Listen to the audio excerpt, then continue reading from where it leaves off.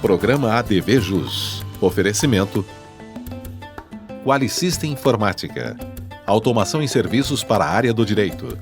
3234-2720. Olá, meus amigos do ADV Jus. Estamos chegando com mais um novo programa e, como é de praxe, já começo agradecendo a você por me acompanhar sempre aqui na TV RP Canal 9 da NET, nas redes sociais, no Face, no Instagram e também no nosso site, que já é bastante conhecido, é o advjus.net. Muito obrigado pela sua companhia, pela companhia de sempre, ok? Hoje nós vamos falar de uma pauta interessantíssima e o convidado é mais que especial. Hoje nós vamos falar a respeito da responsabilidade penal da pessoa jurídica. Para tanto, o nosso convidado é o doutor Alamiro Veludo Salvador Neto. Ele é meu colega advogado, professor universitário, titular catedrático em Direito Penal da Faculdade de Direito do Largo de São Francisco, a USP em São Paulo. Autor, palestrante, palestista, e ele detém banca própria aqui mesmo em Ribeirão Preto e na capital paulista. Nós, com muita alegria, recebemos, portanto, essa pessoa que já faz parte do ADV Jus, já faz parte do ADV Especial. Por isso mesmo, eu peço que você nos prestigie. O ADV Jus já está no ar. Fique aqui.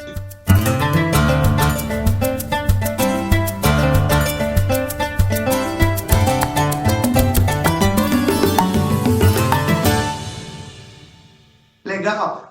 Doutor Alamiro Veludo, mas que prazer em te receber aqui no ADV Jus. Muito obrigado por ter aceito mais uma vez o nosso convite para participar conosco aqui do nosso programa, do nosso portal jurídico. Muito obrigado.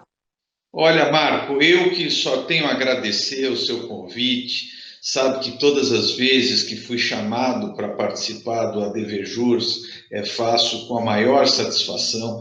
Acredito que essa já é a nossa terceira entrevista nesses anos que o seu trabalho vem se mostrando cada vez mais capacitado, com repercussão na nossa cidade. Então, conte comigo sempre que for necessário, não só você, mas, enfim, todos os nossos colegas do ADV Jus. Muito obrigado, doutor. Então, a nossa pauta justamente é responsabilidade penal da pessoa jurídica. Olha que tema interessantíssimo. Inicialmente, eu quero começar já dando parabéns, doutor, que foi a segunda edição de uma obra que você é o autor, né? Justamente com esse título, Responsabilidade Penal da Pessoa Jurídica. Inclusive, nós tomamos conhecimento aí de uma publicação recente, né? Que bacana, já é a segunda edição. Parabéns, viu, doutor? Obrigado, Marco. Esse é um trabalho em que ele foi publicado originalmente no ano de 2018. E ele foi fruto de toda uma pesquisa que eu desenvolvi não só no Brasil, mas também em países estrangeiros, destacadamente na Itália, na Universidade de Bolonha e depois em Portugal, né? Aonde eu fui tentar buscar, né, ali nos nossos inspiradores europeus, né, as balizas teóricas, dogmáticas e técnicas sobre a imputação penal, não só das pessoas físicas, né, das pessoas naturais, dos seres humanos, como nós chamamos, mas também dos entes coletivos, das empresas, ou, na gramática do direito, as pessoas jurídicas. Esse trabalho eu apresentei originalmente em 2017, no concurso que me levou à condição de professor titular da Faculdade de Direito da Universidade de São Paulo, e alguns meses depois do concurso, a revista dos tribunais, a Thomson Reuters, hoje no Brasil, que é a responsável pela editora, optou pela publicação, então nós publicamos a integralidade da tese.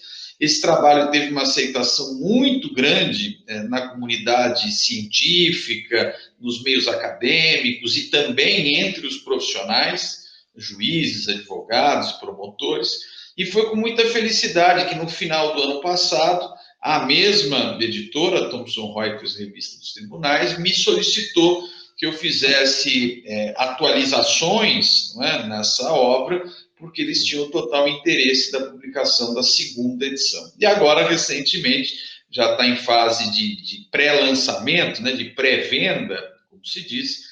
A segunda edição desse livro é datada do ano de 2020. Eu queria que você, por favor, assim em breves palavras, né, me trouxesse aí à luz quais você considera, né, as principais novidades dessa obra em relação à primeira edição, doutor. Eu acredito o seguinte, Marco, nós tivemos nos últimos anos um avanço muito grande da aceitação da responsabilidade penal da pessoa jurídica nos países ocidentais, né? Principalmente aqueles que seguem a tradição que nós seguimos no Brasil, que é a chamada escola ou a filiação romano-germânica, né? O sistema da civil law, que sempre possuiu, historicamente, uma maior dificuldade de compreensão das empresas como potenciais autores de delitos, né?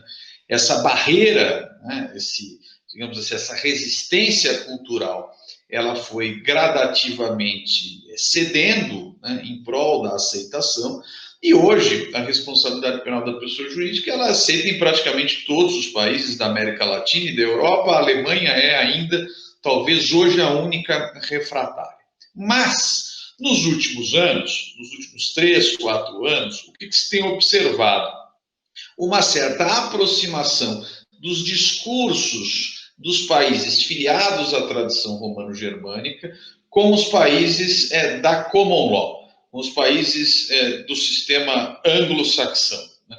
Principalmente os Estados Unidos da América e também o Reino Unido. Essa aproximação tem feito com que o direito ocidental e também, evidentemente, o direito brasileiro passasse a incorporar muitos conceitos, que não são conceitos muito naturais, né, da nossa filiação. Conceitos como, por exemplo, o criminal compliance, né, que são regras que empresas devem seguir na sua organização, mecanismos de transparência, de governança corporativa, de combate interno à corrupção, de autodenúncias. Portanto, uma série de fatores, né, que são importados dessa tradição norte-americana, chamemos assim, e que passam a ter um impacto muito grande na realidade brasileira. Essa nova edição, ela tenta exatamente aprofundar nesses aspectos. Então, aprofunda na questão do compliance, especificamente do criminal compliance, e aprofunda também no tema dos acordos, porque, ao contrário da nossa tradição, a justiça anglo-saxã é uma justiça negociada, né? Eu estive, inclusive, em 2019, fiquei por algum tempo na Universidade de Oxford, e lá estudava exatamente esse problema das barganhas, do chamado plea bargaining, no sistema inglês, né? Essa coisa do acusado aceitar a responsabilidade em troca de uma pena menos severa. Isso para eles é algo natural. Para nós é algo um pouco estranho, porque ninguém pode ser obrigado ou compelido a admitir a própria culpa. Mas, de toda forma, essa migração dos sistemas, no caso das responsabilidades dos entes coletivos, aparece muito por meio dos acordos, e alguns aspectos desses acordos, hoje celebrados nos Estados Unidos, eu tentei trazer até para uma inspiração e para um desenvolvimento que o legislador brasileiro, imagino, naturalmente vai fazer nos próximos anos. Até porque, lembrando ao nosso telespectador, que o Brasil, no caso da responsabilidade dos entes coletivos, ainda está restrito aos delitos ambientais, né? A nossa Lei 9.605 de 98. O Brasil não avançou nesse tema. Então, hoje o Brasil tem uma legislação até mais ultrapassada do que aquela que a gente observa nos vizinhos, Chile, Argentina, Colômbia, que já avançaram bastante nesse tema. Doutor, como o senhor falou aí, né, a responsabilidade penal da pessoa jurídica, ela é debatida hoje praticamente aí em todas as comunidades, né? E como você bem citou, o nosso direito aqui ele é um pouco diferente do anglo-saxão, como foi foi bem a sua exposição. Além dessa questão, né, dessa questão negocial, você acha que existe alguns pontos que às vezes eles pareciam que eram antagônicos, e isso pode até ser verdadeiro, mas que com essa aproximação, com esse debate, isso aí pode ir sendo dissipado de uma certa maneira? De fato a gente observa, e esse é um discurso já feito há alguns anos, uma aproximação dos dois modelos. Ou seja, dois modelos que eram diametralmente opostos, né, estanques, vistos sempre de forma separada, passaram a dialogar, e alguns autores chegam a utilizar, inclusive, a expressão com uma mútua colonização. Né? Nós somos, em boa medida, agora colonizados por institutos do modelo anglo-saxão. Eu penso, Marcos, se eu pudesse destacar uma grande diferença, é uma diferença de mentalidade. Eu acredito que o nosso sistema romano-germânico, que é um sistema mais rígido, um sistema cuja ideia do precedente, né, da jurisprudência, não é tão relevante, é um modelo muito vinculado a uma noção de justo, né? De justo no sentido de dar a cada um o que é seu. Portanto, da resolução dos conflitos, sejam eles de natureza civil ou penal, sempre numa lógica da razão e daquele a quem o direito outorga ou impõe a responsabilidade. Né? Portanto, tem uma decisão com base numa razão de justiça. Os modelos anglo-saxão, né, têm uma compreensão um pouco diferente. É claro que eu não estou dizendo que são modelos injustos, porque seria uma tolice da minha parte, mas são modelos cuja resolução de problemas é muito pautada numa perspectiva pragmática, né, em soluções sociais concretas. Né? Ainda que eu tenha que, em alguma medida, abrir mão de um ideal extremado de justo em prol de uma eficiência da justiça. Essa discussão das barganhas, por exemplo, demonstra claramente isso. Porque eu prefiro que o réu aceite a responsabilidade, a ele impõe uma pena menor, e com isso eu resolvo o processo de maneira barata, de maneira rápida, sem estendê-lo por longo período no judiciário, e nesse sentido o conflito é resolvido, ainda que eu não tenha aquela apuração do que exatamente aconteceu, que é muito cara para nós do sistema romano-germânico. Então há sempre um conflito de mentalidades, mas eu concordo plenamente com você que esse conflito de mentalidades vem se atenuando com essa mútua colonização que lhe falei. Com o debate, né? Doutor, agora você me corrige se eu estiver errado, é factível, já existe, né, na sua opinião, um suporte capaz de sustentar um modelo eficaz de imputação para a responsabilidade penal do ente público? Ou isso vem sendo construído com tudo isso que você falou? Como que você vê? Olha, essa é uma discussão do que fazer com o Estado, né? Se eu posso, na realidade, ter um ente estatal criminoso. Eu tenho muita rejeição em relação a isso, porque a ideia ou a base central da responsabilidade das empresas, e aqui estou me referindo às empresas privadas, é exatamente o fato do setor privado possuir uma liberdade de organização empresarial. Então, como eu, empresário, organizo a minha empresa da forma como bem me aprouver, é claro que visando o lucro, mas eu tenho que organizá-la de maneira a minimizar riscos dentro de um exercício de liberdade. O mau exercício dessa liberdade pode gerar a responsabilidade. Essa é a essência da empresa privada. A empresa pública, é muito difícil nós tentarmos transportar essa dimensão, porque uma empresa pública ou um ente público, né, da administração direta, ele não tem liberdade de organização. Ao contrário, a organização do Estado é dada pela legalidade. Né? Eu preciso de legislação, né, para ter um novo ministério, para ter uma nova secretaria, para a contratação de pessoas, para a abertura de cargos. Então, há uma rigidez na estrutura organizacional da administração pública que, ao meu ver, torna muito difícil uma responsabilidade penal. Isso não significa, obviamente, que o Estado pode ser responsabilizado por omissões, por imperícias, por uma série de consequências da sua atividade. Mas isso sempre numa dimensão cível-administrativa, né, com caráter fundamentalmente indenizatório e não com caráter punitivo, que é da essência do nosso sistema criminal.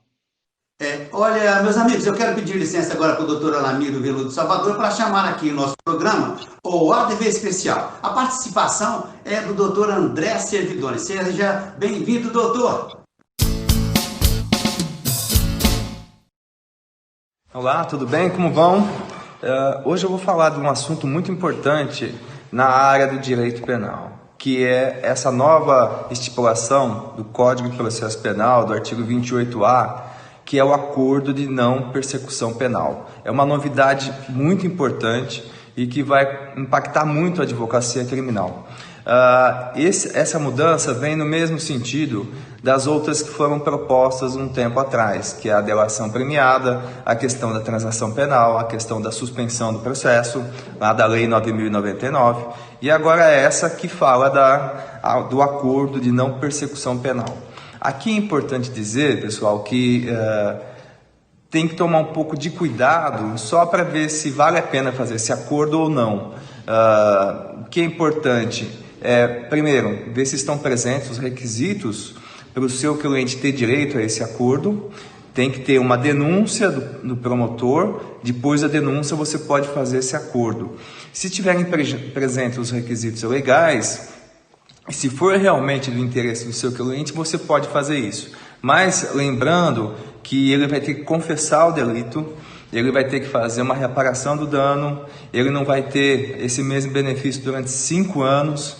Então, na verdade, nós como advogados, nós temos que orientar o cliente com todas essas situações e ver se é o melhor caminho mesmo. Então, nós vamos ter várias opções de transação. Nós vamos ter a transação penal da 9.099, nós vamos ter a suspensão do processo e agora nós vamos ter esse acordo de não persecução penal.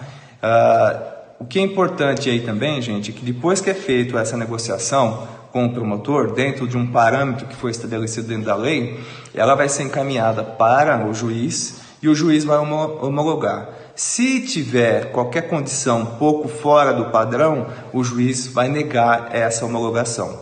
E resolvendo o assunto, o réu cumprindo todas as obrigações que foram assumidas, extinguindo, pagando o que tem que pagar e tudo mais, vai existir a extinção da punibilidade do réu. Então, nós, como advogados, estamos pegando agora um momento muito específico do direito penal, muito importante e inovador. E é um assunto que depois eu vou voltar a falar mais com vocês, tá? Um abraço, até mais! Ok, muito obrigado. Agora nós vamos fazer um ligeiro intervalo para aquele cafezinho. Aqui é rapidinho. Voltamos já. Aguarde, por favor. Qualisystem Informática. Oferecemos o melhor para você em serviços de tecnologia. Apresentamos o Legale Web, perfeito para qualquer tipo de advocacia. Também o Quali Saúde, controle total em gestão de planos de saúde. E disponibilizamos sistemas e integração, suporte técnico e muito mais. Qualisystem Informática, 20 anos de experiência. Consulte-nos. Arcângelo Imóveis, venda, locação e administração. Compromisso e confiança. Arcângelo Imóveis.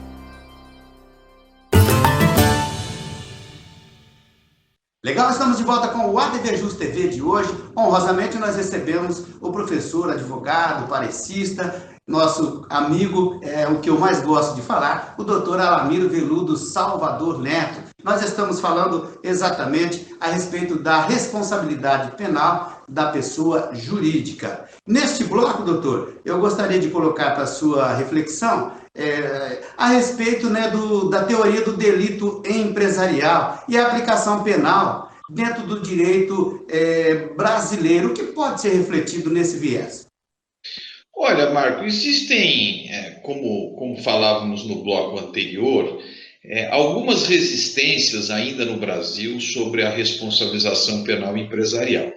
né? Muitos afirmam que a empresa não poderia ser punida exatamente por uma incompatibilidade que esses entes coletivos possuem com aquelas categorias mais básicas da teoria do delito. Ou seja, a empresa não tem vontade num sentido psicológico, né? A empresa não tem uma culpabilidade num sentido de reprovação moral. Agora, o que nós temos observado, e essa é uma postura que, volto a insistir, vem afetando todos os países, não só do entorno sul-americano, mas também europeus, que as pessoas jurídicas, as empresas, possuem um impacto extraordinário, fundamental e relevantíssimo na atividade econômica. Nós podemos perceber práticas empresariais que geram danos e prejuízos às pessoas muito mais significativos do que danos causados por pessoas físicas. Quando nós observamos uma falência de uma instituição financeira por uma gestão fraudulenta ou por uma gestão temerária, isso atinge um número incomensurável de correntistas, de rendas familiares, da poupança popular, e, consequentemente, esse é um tipo de conduta muito mais agressivo se comparado a um pequeno furto que ninguém duvida de chamar de criminoso. Então, o que é necessário hoje? Que o direito penal estabeleça critérios com parcimônia, que desenvolva mecanismos para que eu possa imputar de maneira responsável e limitada responsabilidades às pessoas jurídicas por essas práticas gravosas que ocorrem fundamentalmente no cenário daquilo que nós chamamos do direito penal econômico. Ou seja, as empresas têm uma capacidade muito grande de poluição. Nós vimos os acidentes que ocorreram em Minas Gerais, né, em Mariana, né, que foram questões gravíssimas de ataques ambientais, mortes de pessoas, né, da fauna, da flora, portanto, condutas muito sérias. E exatamente essa atividade empresarial, que sempre teve a margem do direito penal, porque o direito penal sempre se preocupou com o crime do indivíduo sozinho, contra a vítima sozinho, que passa de alguns anos a residir no centro das problematizações jurídicas, né? E, nesse sentido, eu posso dizer que os estudos que avançam na responsabilidade empresarial já falam hoje quase que de uma teoria do delito para as pessoas jurídicas, né? Então, nós teríamos uma teoria do delito para as pessoas físicas, essa concepção mais comum, né, que os estudantes, inclusive, aprendem nos bancos acadêmicos, mas também uma teoria do delito um pouco diferenciada, com contornos um pouco diversos, específicos para as pessoas jurídicas. No Brasil, isso apareceu mais recentemente por meio da chamada lei anticorrupção, que, embora não tenha atribuído responsabilidade penal às empresas, atribuiu sim responsabilidades administrativas e civis às empresas por atos de corrupção.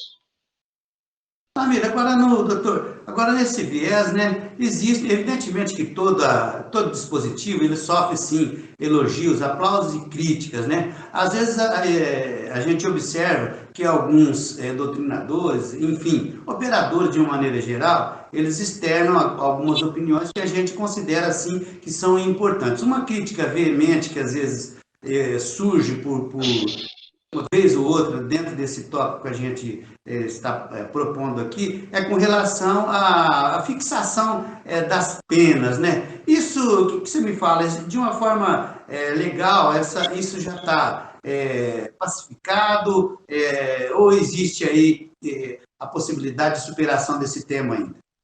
Não, existe, na realidade, Marco, uma questão que sempre foi colocada, que parte um pouco da premissa, que é uma premissa não verdadeira, né? Uma premissa que pode ser relativizada, de que o sistema criminal pressupõe sempre a pena privativa de liberdade.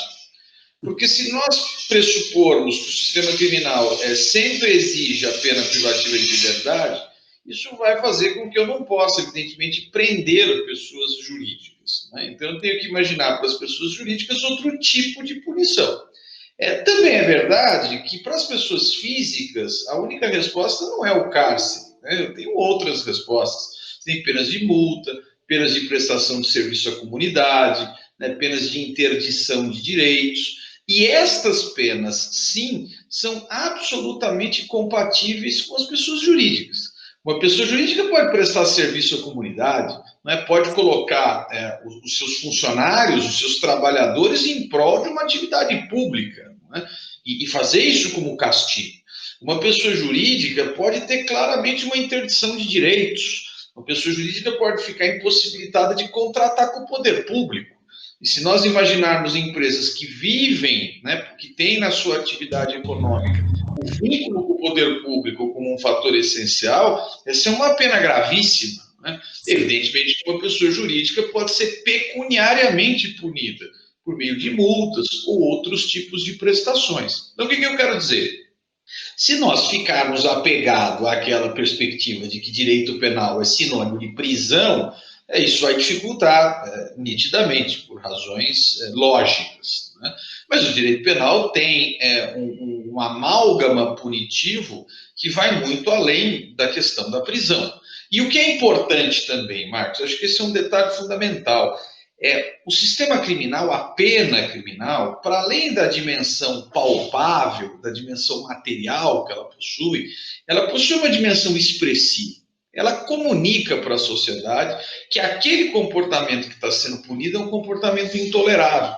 Então, quando nós punimos as empresas por abusos nas suas atividades econômicas, nós estamos transmitindo para a sociedade, brasileira no caso, que o Estado não pode compactuar com esse tipo de ocorrência e deve punir com o mecanismo mais severo que o direito possui, que é exatamente o direito penal. Doutor, de qualquer maneira, né, é possível considerar assim, uma tendência ascendente, né, e assertiva desse tema dentro do direito brasileiro. Acho que isso aí é inegável, não é isso? Exato. Eu acredito que eu costumo brincar que quando nós falávamos de responsabilidade penal da pessoa jurídica há 20 anos atrás, havia uma legião de acadêmicos contrários e raros eram aqueles que defendiam. Hoje é exatamente o inverso, Marco. A grande maioria da academia é a favor da responsabilidade dessas empresas, com divergências da forma, etc. E são muito poucos aqueles que ainda resistem a esse que é um avanço, ao meu ver, um desenvolvimento inexorável da trajetória do sistema criminal. É isso mesmo. Doutor, agora a gente quer mudar só um pouquinho aqui, né? Eu queria aproveitar o seu conhecimento ilibado. A gente sublinha que é evidente que o Brasil vive aí uma crise pandêmica, um reflexo que, por hora, eles respingam aí no universo jurídico, né? E a gente observa, dentro da área do direito, do universo que vivemos aí, a gente observa algumas divergências que podem ser consideradas graves de antagonismo entre os poderes. Nós estamos vivendo, doutor, um período de engenharia constitucional, doutor?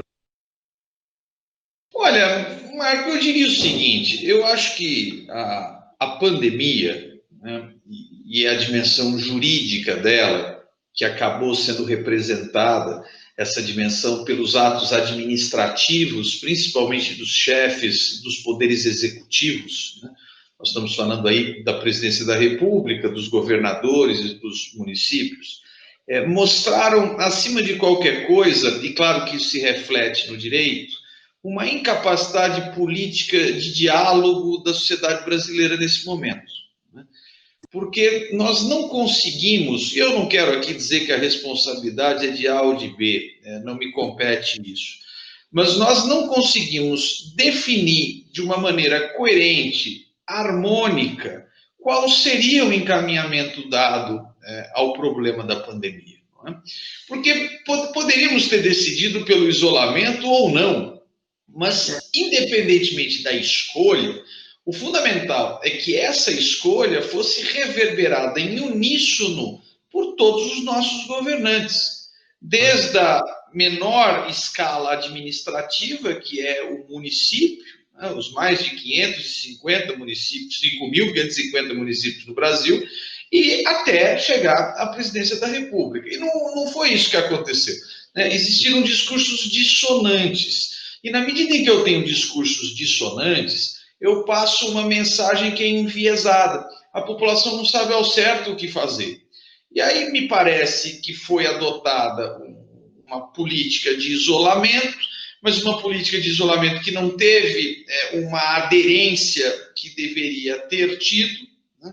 E agora, depois já de todo esse tempo de isolamento, que ninguém aguenta mais ficar em casa, nós corremos o risco de uma abertura talvez antecipada e isso levar a novos aumentos do número de pessoas contagiadas, de pessoas acometidas da doença e até daqueles que também vêm a falecer. Então, me parece que o grande problema que repercutiu no direito, né, que foi um tratamento jurídico não harmônico das situações, que se deveu, ao meu ver, à dificuldade das instâncias de governo brasileiro, né, todas elas, né, a chegarem a um consenso sobre esse assunto.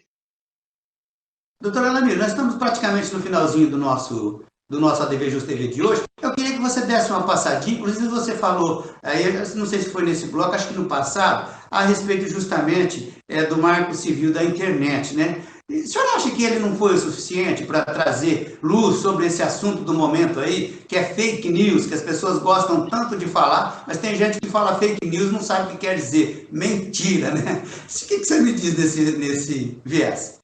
Olha, Marco, esse é um tema que é o tema do direito eleitoral no momento, né? Só se fala nisso, dessa capacidade das fake news de influenciarem ou não a eleição. O que eu só gostaria de deixar registrado é o seguinte: mentira no ambiente político não é algo novo, né? É algo que sempre existiu, né?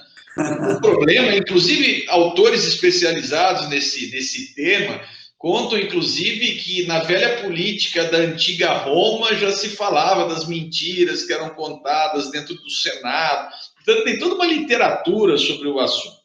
O que me parece que é o fator diferencial é a capacidade de espraiamento disso. Porque uma coisa é uma mentira num panfleto que eu distribuo no semáforo para as pessoas que vão passando, outra coisa são WhatsApps, dezenas e centenas de milhares de mensagens sendo simultaneamente espalhadas, né? Eu tenho um problema de dimensão. Mas isso, por outro lado, vou dizer uma coisa, exige também do cidadão brasileiro que, ao ler uma informação, tenha um pouco de critério para aferir se aquilo é verdade ou não, né? Claro que nós temos os meios de imprensa, que são meios autorizados, são meios reconhecidos, e esses, obviamente, gozam de uma presunção de autenticidade.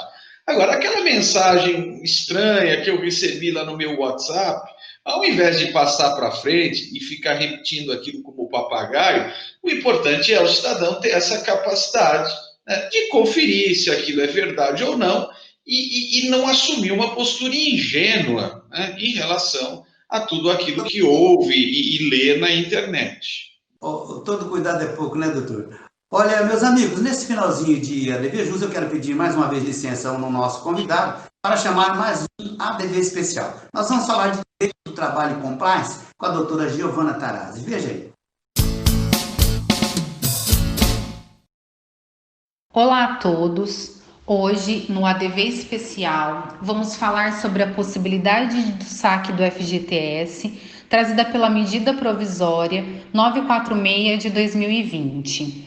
A pandemia do coronavírus impactou significativamente as relações sociais e a economia no Brasil. Pela primeira vez na história do país, foi decretado estado de calamidade pública em âmbito nacional. Visando conter a proliferação do vírus, governo federal, estados e municípios ordenaram o fechamento de indústrias, escolas, comércios, shopping centers. Por consequência, a recessão econômica pode causar desemprego em massa e precarização do trabalho, com repercussão na vida social. Diante de todo esse cenário, dentro das medidas adotadas pelo governo, tem-se a edição da medida provisória 946 de 2020. A medida faz parte do conjunto de ações frente à crise causada pela pandemia do Covid-19. Dentre as alterações estabelecidas com a medida provisória, que foi publicada no dia 8 de abril, tivemos a liberação de mais um saque do FGTS. O artigo 5º da medida prevê que cada trabalhador poderá sacar o equivalente a R$ 1.045 como uma forma de contribuir para o período de crise na renda familiar devido à pandemia.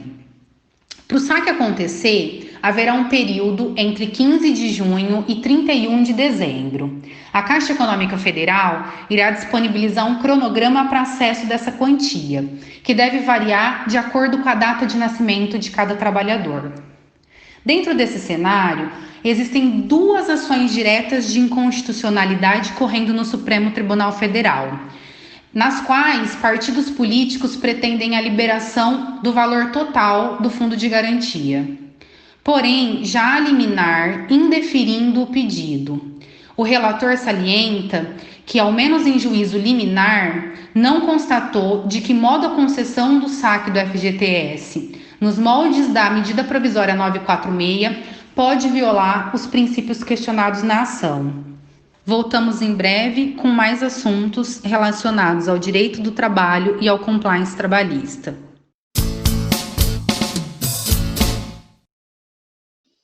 Mais um ADV Jus, mais um ADV Jus especial, com o Dr. Sérgio de Oliveira Dias. Confira.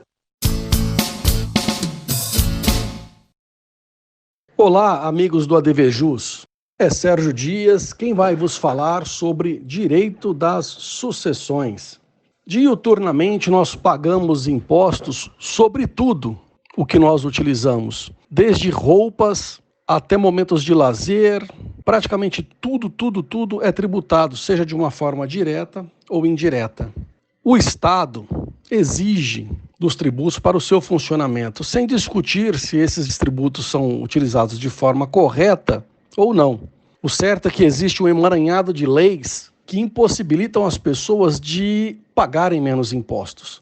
São decretos, medidas provisórias, orientações, resoluções, portarias, a variação de um estado da federação para outro, e tudo isso gera uma grande dificuldade de compreensão dessa forma de tributação. Quando pensamos em planejamento de sucessão patrimonial, precisamos pensar em adotar estratégias que possam ser eficazes na redução do custo com o inventário. A redução dos tributos decorrentes da sucessão, seja na agilidade de todo o procedimento, seja na prevenção das discussões familiares decorrentes da partilha de bens, é possível que esses custos, de forma singela com o inventário, possam chegar a 15%, 20%. E para evitar a incidência desses impostos, existem várias formas. E quando nós falamos em planejamento sucessório, não estamos falando de conglomerados de empresa, grandes patrimônios, de maneira alguma. Isso pode se ajustar individualmente a pessoa para a pessoa. Basta verificar que tipo de patrimônio, adequar a esta situação as estratégias, e temos várias ferramentas que são capazes de proporcionar a redução desses impostos. Temos diversas, entre elas holding familiares, testamentos, previdência privada, seguros de vida, doações e ainda por cima a necessidade de verificação de que toda a documentação esteja em ordem. Estando tudo em ordem, será possível que haja uma redução no tempo de duração de um processo de sucessão, reduzindo custos de forma significativa. E não se esqueça, sempre que houver uma dúvida, consulte o advogado da sua confiança. Um abraço e até mais. Muito obrigado, doutor Sérgio. Doutor Alamírio Veludo, muito obrigado da sua presença. Eu queria que, antes da gente fazer o fecho aqui do nosso ADV Justo de hoje, você deixasse uma última mensagem para os navegantes como nós, aí da esfera jurídica, né, da ciência jurídica, a gente que evidentemente faz aí da advocacia, do direito, a nossa pátria, a nossa casa, na verdade, nossa vida, doutor Alamírio. Marco, eu diria o seguinte, que esse momento de pandemia colocou uma série de desafios, né, inclusive para a nossa advocacia. Nós estamos fazendo sustentações orais à distância, por meio de videoconferência, audiências virtuais, né? Quem diria que isso fosse acontecer, né? Então, sem dúvida alguma, são desafios novos para os advogados. E eu espero que, uma vez passado esse problema, que é um problema muito grave, que acometeu o mundo, não só o Brasil, a gente possa retornar, né, àquelas atividades presenciais que é tão gostosa, ou são tão gostosas da prática do cotidiano do advogado. E eu queria, aproveitando, Marco, te agradecer profundamente, mais uma vez, por esse convite. É sempre uma honra quando você me chama para participar do programa. São 8 anos, não é, de ADVJus no ar. A gente sabe que isso não é nada fácil, e a importância que um marco como esse tem. Fica aqui os meus parabéns para você e o seu programa é um patrimônio da comunidade jurídica de Ribeirão e região. Muito obrigado. Eu fico lisonjeado com as suas palavras. Quero que você seja, por favor, o portador de um forte abraço ao Dr. Cid Veludo Salvador, o nosso eterno conselheiro, ok?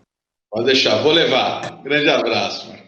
Tá certo. Muito obrigado ao Dr. Alamiro Veludo Salvador. Meus amigos, hoje nós apresentamos para você um ADVJus mais que especial, inclusive com várias participações também do ADV Especial. Eu vou ficando por aqui, prometo voltar em breve com um programa inédito. Mas antes eu peço que, por favor, você inscreva-se em nosso canal do YouTube, que é youtube.com/advjusnet. ADVJus, estou ligado. ADV Especial, venha fazer parte você também. Forte abraço, até o próximo.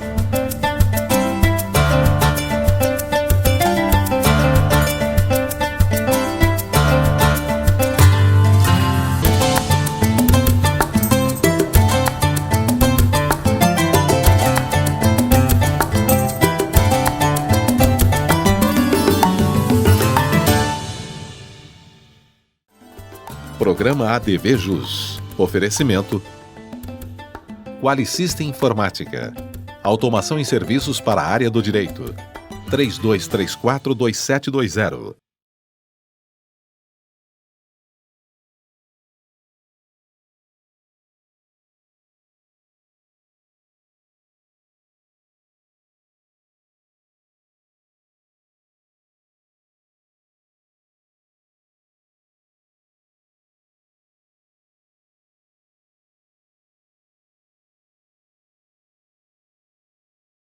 Olá, meus amigos. Domingo eu estarei no ADVJus, junto com meu amigo Marco Martins. Nós vamos conversar sobre a minha nova obra, a segunda edição do